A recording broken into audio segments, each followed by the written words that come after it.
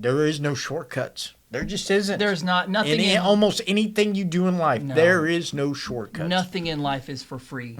It will always catch up to you. And that's that emotional immaturity that we see a lot of whenever you have someone who starts using when they're 15 or 16 and they just plow on through until they're like 30 or 35 and they have some kind of crisis and they get sober. They don't really know who they even are. They don't know what to do with their emotions. They have never really had to deal with emotions in a...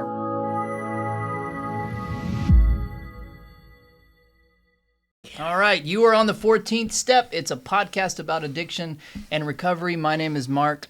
I am a counselor and a recovering addict. My name is Skip. I'm a recovering addict and a recovery coach. Cool. Glad you're with us. Yeah. Yes. Thanks for watching. We have a Just for Today. Just for today. Today. It's March 17th. Happy St. Patrick's Day. I'm not wearing any green. You aren't either. No, I'm not. Or We're not am very I? festive. Hey. Could be. I'm green. You only see half of us. I'm green with envy. This is called True Courage. Those who make it through these times show a courage not their own. That's from the basic text. Before coming to NA, many of us thought we were brave simply because we had never experienced fear. We had drugged all of our feelings, fear among them, until we had convinced ourselves that we were tough, courageous people who wouldn't crack under any circumstances. But finding our courage in drugs has nothing to do with the way we live our lives today. Clean and in recovery, we are bound to feel frightened at times. When we first realize we are feeling frightened, we may think we are cowards. We're afraid to pick up the phone because the person on the other end might not understand. We're afraid to ask someone to sponsor us because they might say no. We're afraid to look for a job. We're afraid to be honest with our friends. But all of these fears are natural, even healthy. What's not healthy is allowing fear to paralyze us. When we permit our fear to stop our growth, we will be defeated. True courage is not the absence of fear, but rather the willingness to walk through it. Just for today, I will be courageous today. When I'm afraid, I'll do what I need to do to grow in recovery. It's a good one.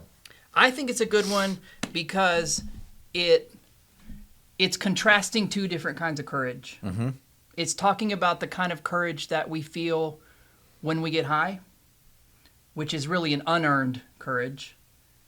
And it's talking about the kind of courage that we have in recovery by doing things that are uncomfortable or putting ourselves out there.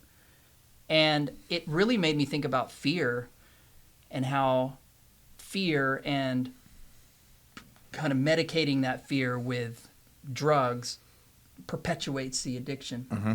I think a lot of us, I know myself included, I had a fear prior to ever picking up. And kind of the prototypical fear that a lot of addicts have before they ever use drugs is this feeling of not being good enough or not being whole, some kind of fear of rejection. And whenever I got high for the first time, man, that fear went away. It was like it lifted. Mm-hmm. And so I was drawn to that. I wanted to repeat that because I felt like I had finally found some courage. Mm-hmm. The problem with that is not only does getting high not give you courage, it only adds a layer onto that fear that you already have. And so it becomes, I'm not good enough, which is kind of the fear that we have, the core fear, to I'm not good enough without drugs. So that original fear is still there, and then it adds a layer of fear onto that I have to get high in order to be okay. Yeah. Yep. And so it's this kind of false courage because we don't actually have to walk through anything to get it. Well, they call it courage in a bottle. Courage in a bottle, that's right. Pill bottle? Yeah. Or booze bottle. Booze bottle. Powder bottle, I don't know. It's salad dressing bottle. Let me tell you what the metaphor that popped into my head when you're reading that is like exercise. Mm-hmm. Is when you work out, if you're gonna make a muscle grow, like I have so much knowledge of this. Okay, sorry, tell us. I have head knowledge, not. It's theoretical. It's theoretical. It's all theoretical. Yeah. Do as I say.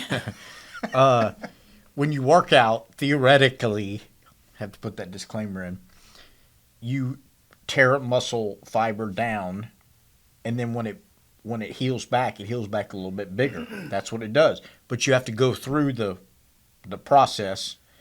Well, that's what it seems like when you naturally, and when you deal with life on its own terms, you're going to go through something you're uncomfortable with, whether it's fear, you're going to grow from it. So you're going to be better the next time you have that situation come up. So there's a process of you graduating out of these uncomfortable feelings.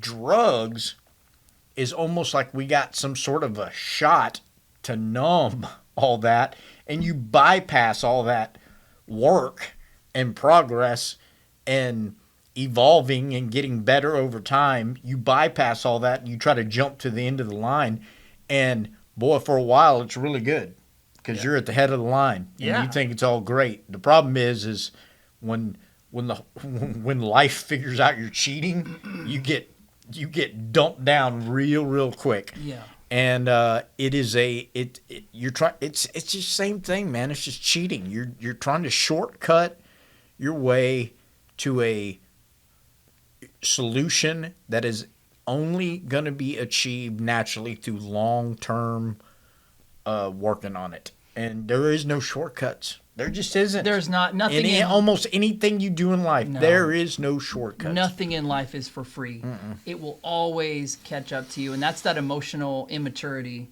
that we see a lot of whenever you have someone who starts using when they're 15 or 16 and they just plow on through until they're like 30 or 35 and they have some kind of crisis and they get sober.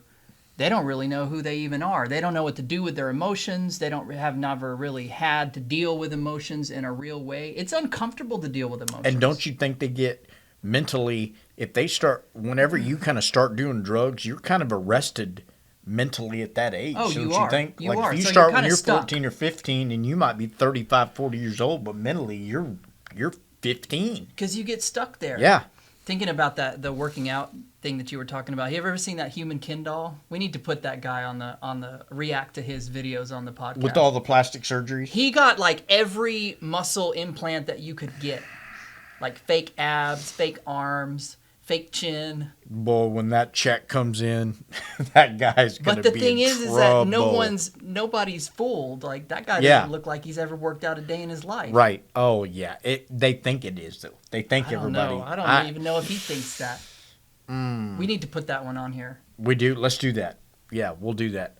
Reaction to that. Because that guy's got there's something bad going on right there, dude. There's something going on, dude. Well, let me tell you. I heard this week, and it sort of fits with this, okay? When you're talking about there's no shortcuts, right? Yeah. We always say, and I've said this in meetings, and I say this in the ministry world all the time. Life is not a sprint. It's a marathon. But it's not. It hit me this week, and I was like, wait a second. It's not.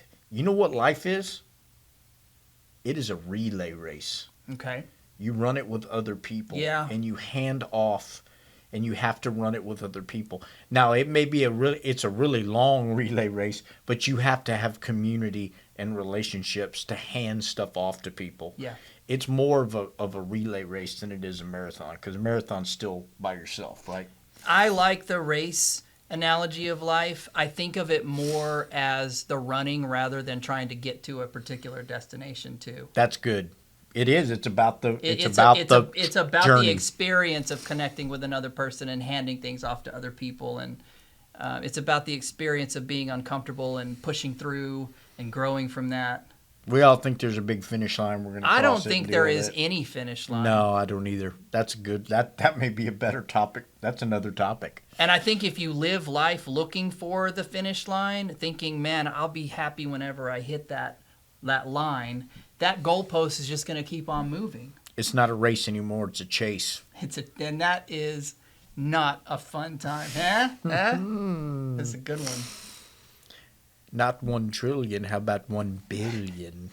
If you guys have ever had to face some fear in your recovery, leave a comment below. Tell us your story. We would love to read comments on future podcasts, and we always like it when you engage with us. That's the whole point of this thing. It is. So like and subscribe. We need subscribers too. Please, we're begging. Yeah. Please like and subscribe. Skip will shave his head if we get I 500 will do. subscribers. He will eat a cactus. I will run a marathon. He will run a marathon across a room. I will run from this table to that door. He will join a professional slapping competition with a Russian. No, with an Irishman. Just for today. A drunk Irishman. March 17th, St. Patrick's Day. I will let an Irishman slap me in the face. If you like and subscribe. If you like and subscribe. Yes. Thanks, guys. Happy St. Patrick's Day. Thank you.